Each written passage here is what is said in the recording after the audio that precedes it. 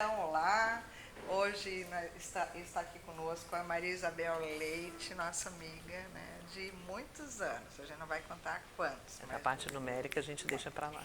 Exato. E a Eliana Stang, né, como sempre, nossa parceira, então ela veio nos ajudar a crivar a Maria Isabel, a Bel de perguntas. E já vi as saídas de emergência para casos de necessidade. Corre!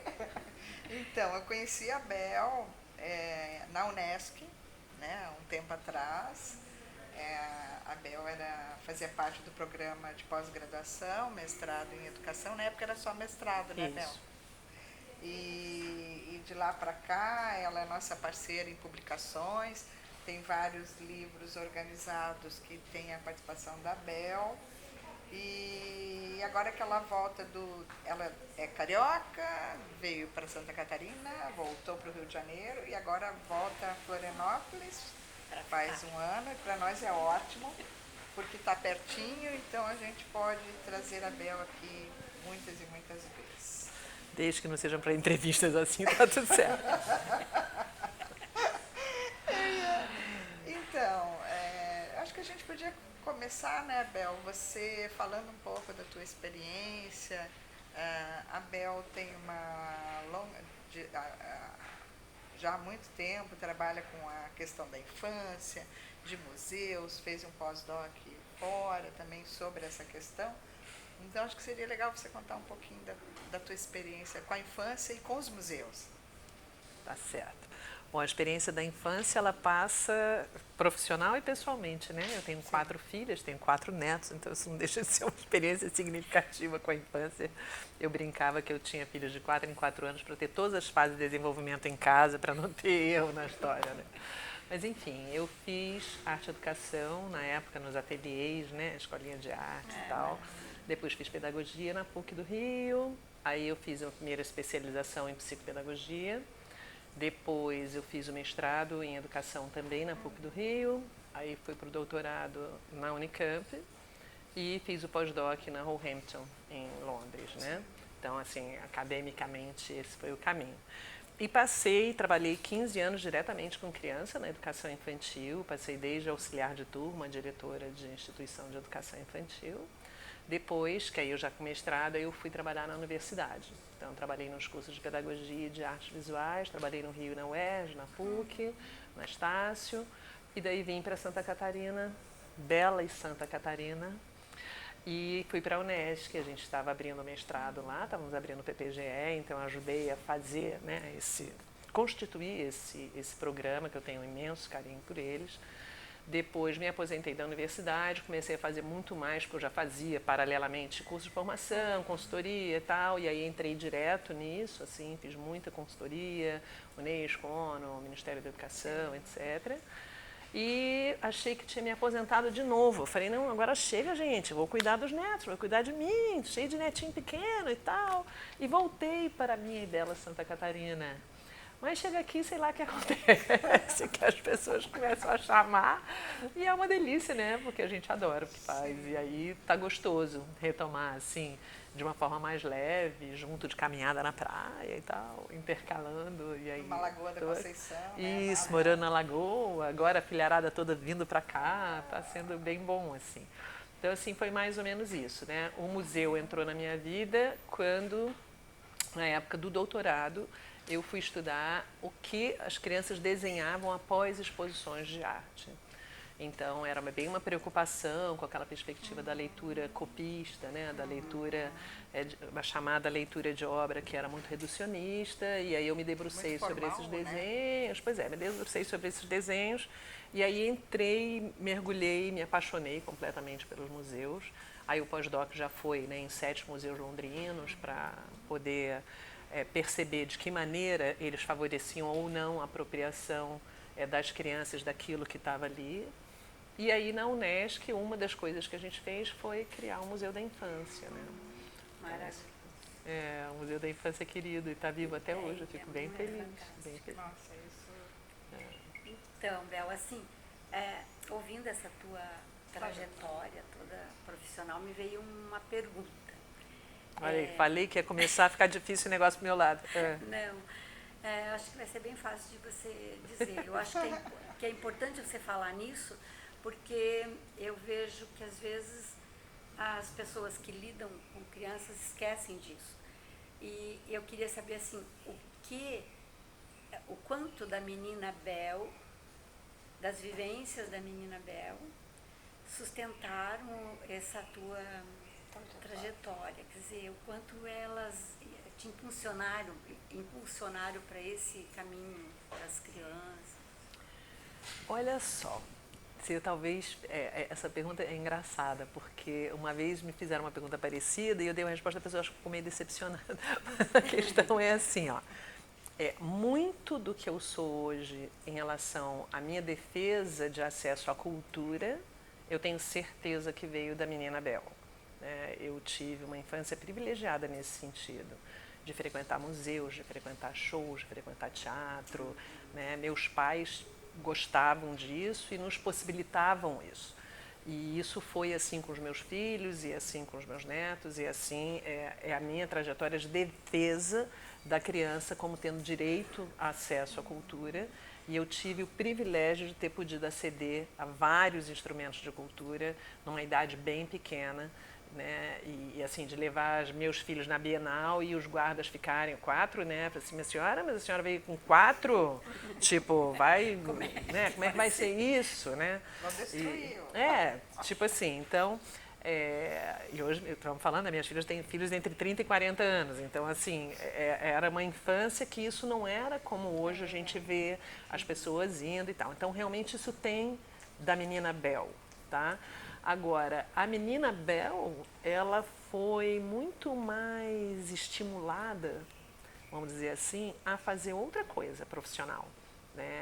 Meus pais são muito cientistões, assim. Sim. Minha mãe tem 94 anos, é viva e ela é engenheira, formada em 1950. Só tinham 2 mulheres na escola de engenharia e uma delas era minha mãe. Ela foi a primeira mulher astrônoma do Brasil. Então, assim, a nossa família, ela impulsionava esse lado intelectivo, esse lado cognitivo e não o lado do sensível. A parte de arte, a parte de infância, eles não achavam boa coisa, não. Tanto que eu ia fazer biologia. Meu primeiro vestibular, a minha primeira universidade foi de biologia. Era bem mais, sabe, para ser cientista, pesquisadora, que acabei sendo, mas na área de ciências humanas e sociais, na área de arte. E a ideia era, quando eu resolvi largar a biologia e fazer arte educação e fazer, meu pai, assim, mas vai ser professorinha. Eu sentia que tinha uma coisa pejorativa, assim. Ele não via isso, ele não via esse valor. Eu morro de pena de que ele faleceu muito pouco tempo depois, eu era bem nova, e ele nunca pôde realinhar, reatualizar, ressignificar essa ideia de professorinha que ele tinha. Então eu falei assim, poxa, eu acho que ele ia gostar de ver que eu não sou exatamente essa professorinha nesse sentido, Ao contrário, eu sou uma professora bacana, que legal, Mas eu sou a única da minha casa que fiz esse desvio de rota. Todos ficaram na rota. Mas eu não vejo isso como um desvio de rota. Eu vejo assim que aquilo que você falou da infância privilegiada, ela sustentou esse teu caminho. Sim, sim. Sim. Foi acrescentado, vamos dizer assim, por aquilo que a família trazia, de cientista. Isso, então, mas o que eu estou falando é porque, por exemplo, eu podia fazer e fazia muitos cursos de arte quando era criança. Muitos.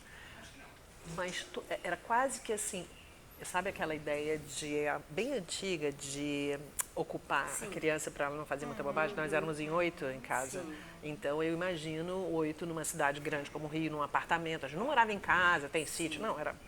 Então poder ocupar a gente era, mas jamais que isso entrasse na nossa rota profissional. Assim, isso, assim, nem vislumbraram uma coisa dessa.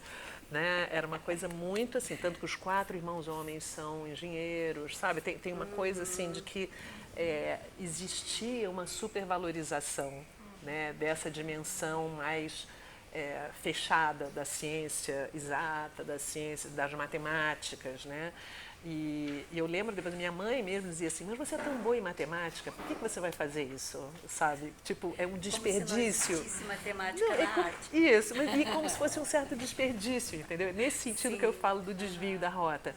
Então, sim, eles me possibilitaram um acesso à cultura, né? E eu acho que eu tinha uma especificidade, sim, eu tenho um déficit auditivo altíssimo, né? Muito, muito comprometido, eu tenho 40% de audição.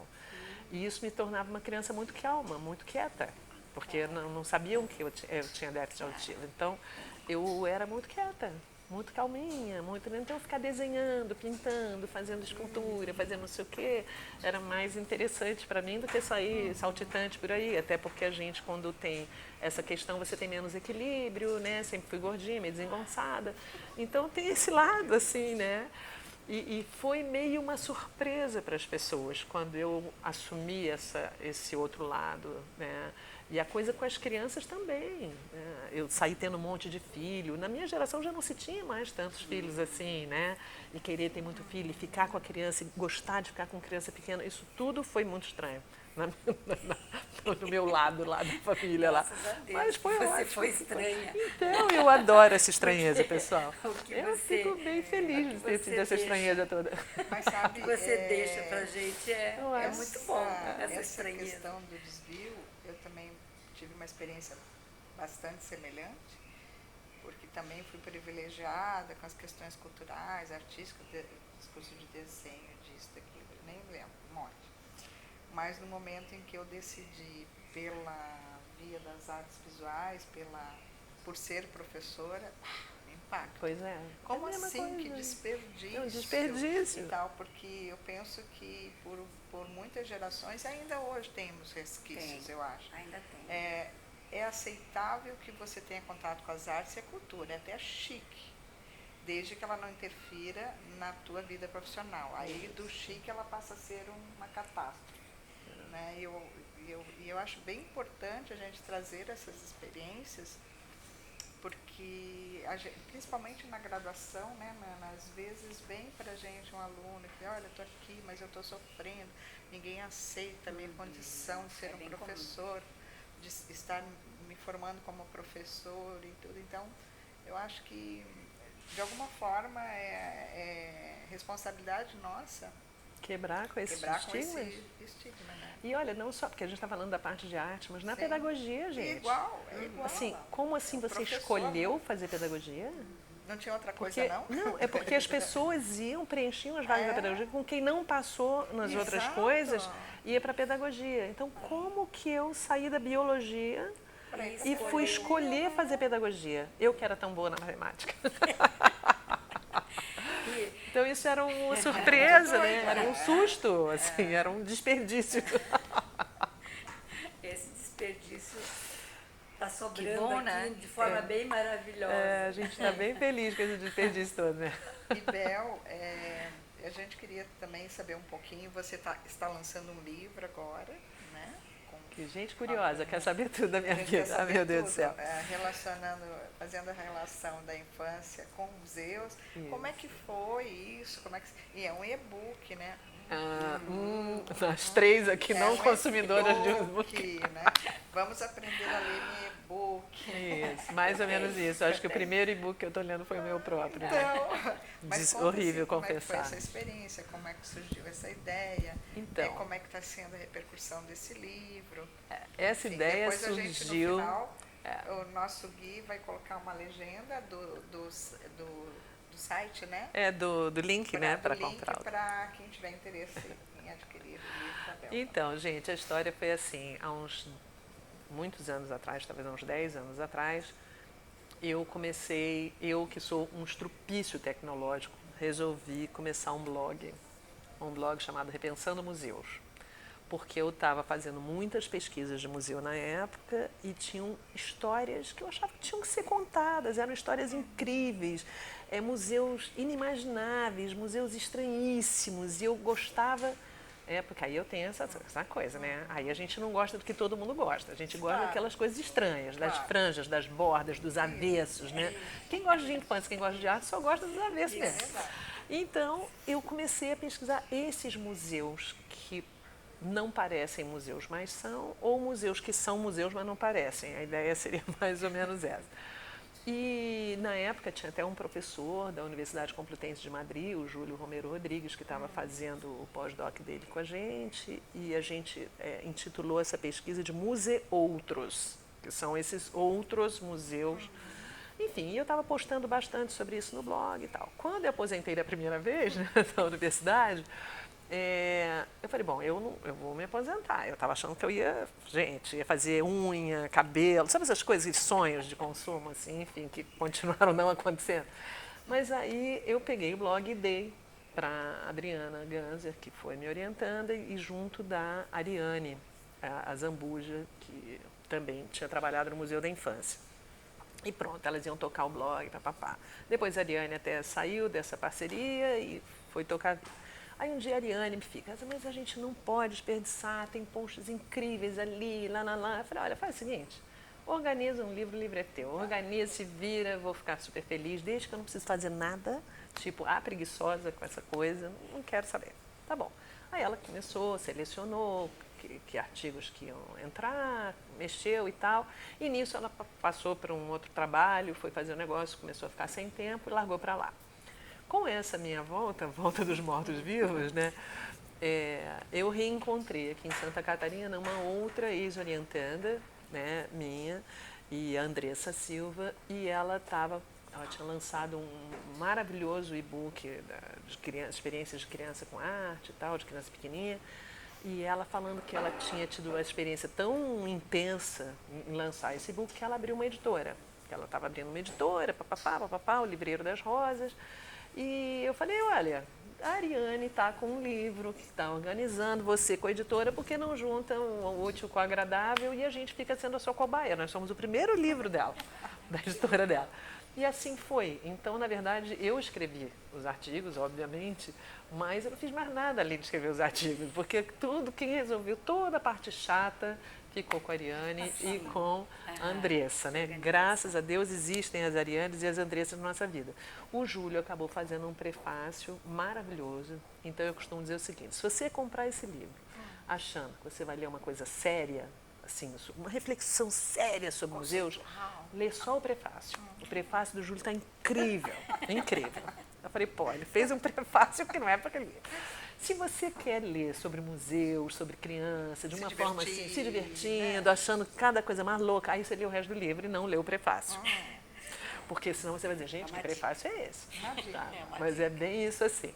Então ele narra essas experiências nesses museus e fala um pouco dessa relação criança e cultura, que para mim é a minha defesa maior, né? Dessa relação deles terem direito de acesso, etc. E é por aí que ele vai. Então ele é divertido, ele tem umas histórias muito estranhas. Né? Mas é bom. A gente vai conferir. Tô doidinha para ver esse e-book. Tá certo. Não adianta me dar o dinheiro não, querida, tem que ser pelo link lá, já tá? Descobri isso. Não, e nós dissemos, quem quiser adquirir o livro, não esqueçam de trazer o dinheiro. Cartão Então, de gente, crédito. muito louco. Aí Todo eu vou lugar que a salvar. gente vai, pergunta se tem máquina de cartão. Eu falei, não, eu juro, é só apertar naquele link que você resolve esse Ele assunto. vem, o livro vem. Magicamente para dentro do seu equipamento. Mas eu acho isso, que é gente. isso, Bel, é sempre muito bom, é um prazer ter você com a gente. Obrigada. Hoje nós vamos ter uma palestra, né, com a Bel lá no Belas Artes Joinville, que é nosso parceiro também. E a gente espera que tenhamos outras e outras e outras Com oportunidades. certeza. Agora está pertinho. Agora é né? pertinho, logo ali. Pegando esse ônibus parador é um sucesso. Ela adorou Eu conheci todas as rodoviárias entre Florianópolis até uma e... internacional, né? Até internacional. Terminal Rodoviário Internacional de Itajaí. Eu fiquei muito honrada com ele. Ela já pode escrever um artigo contando essa experiência. O périplo. Muito interessante. Então é isso. Meninas. Obrigada, Obrigada. Ana, né? Obrigada. Esse trio é da pesada. Agora é da leveza, porque a gente está todas, nós três estamos de dieta. O trio da pesada vira o trio da leveza. Tá Da ótimo. leveza. Isso vai ser cortado ou isso vai ser mantido? Não sei. Esperem para ver. Olha, o Gui é perigoso. Ele Eu sei, a né, gente Gui? não vai colocar essa parte, pega e coloca. Porque dá nossos making-offs, né? Não, e quer saber? Eu acho que a entrevista fica mais divertida quando a gente mesmo, fala olha, bobagem. essa foi bem divertida. Eu acho que foi a mais divertida essa. Eu não ri foi? um monte.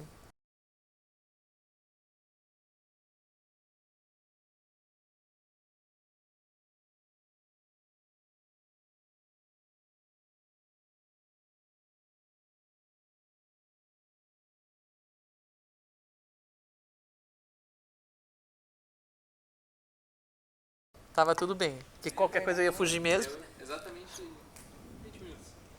Eu sou um Olha, gênio da internet, porque ninguém Ela precisa tem um relógio na avisar. cabeça Eu dela. tenho relógio, Eu quando também chega a tenho. 20 minutos eu Eu fecho. também tenho. Mas você tá no meio da frase, mulher, cala a boca. Eu sou o gênio de olhar ali. Tem um relógio imenso, giga ali. Ai, Gui, então tá. Pena que quando passar a palestra já passou.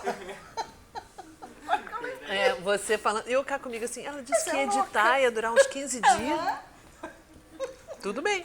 Faz Aí o não quê? faz mal, daí eu Bota ponho. sem edição, bota no ar agora. Vai. A cara dele. Vai, vamos ser felizes, gente. O Gui, não, vamos colocar o site do link. O linkzinho, ó. O site, o link. Eu sou tão boa que eu troco esse link com o site. Bit.ly. Tem que começar a aprender, né, Silvia? Esqueci de uma coisa importante. O like, A gente sininho. refaz isso aqui, né? A gente faz o fim, Tem que dar like, tem que dar. Claro, não esqueçam de dar like. apertar no sininho. Tá, mas vamos lá de novo, só pro final. Gente, apertando o sininho, like, compartilhem, sugiram outros temas. Like, like, like. Meu Deus, quem tá? E a gente numa biblioteca. Eu não falei que era estrelando. Pois é. Nós devíamos ter combinado, nós três. Like. Tá bom assim, Próxima né? Tá vez- bom, você foi bem enfática. Menos. A próxima Foi a bem gente faz enfática, isso. Quem é o próximo? A próxima vítima? Eu acho que é o Jorge. Tem mais. A prof não é a próxima. Tem mais uma de estrelando. Tem que passar Tem a o data Jorge. pra Nana lá, que elas vão me entrevistar. Eu vou mandar as perguntas pra elas. Olha as Nana. O perguntas. que é? Uma segunda, uma Isso, terça, uma isso. quarta? Aqui é por causa da Carla, a gente fez. Ana, a pergunta que eu sugiro. Espera aí, falta pra nós.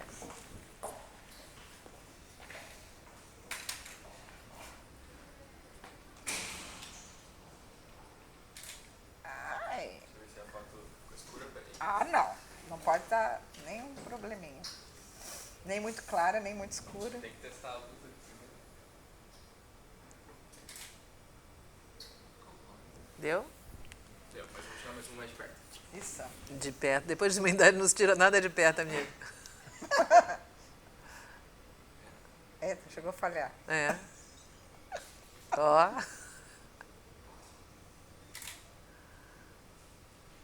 Meu olhinho até piscou, esse direito. Eu tenho uma sugestão de pergunta para ti.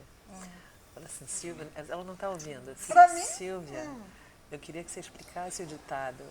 Que não sei o que está mais perdido que cueca. Cueca e lua de mel. Oh, meu Queria que você Deus! explicasse esse ditado tão profundo que eu ouvi você falando outro dia, anotei. Tão filosófico. Aí É. eles olham esse ditado, veja bem, passou de geração por geração. E como eu honro meus antepassados. Como eu amo, eu tenho no sangue, que nem a moça falou antes. Eu tenho no sangue, no ser professora. Pois é.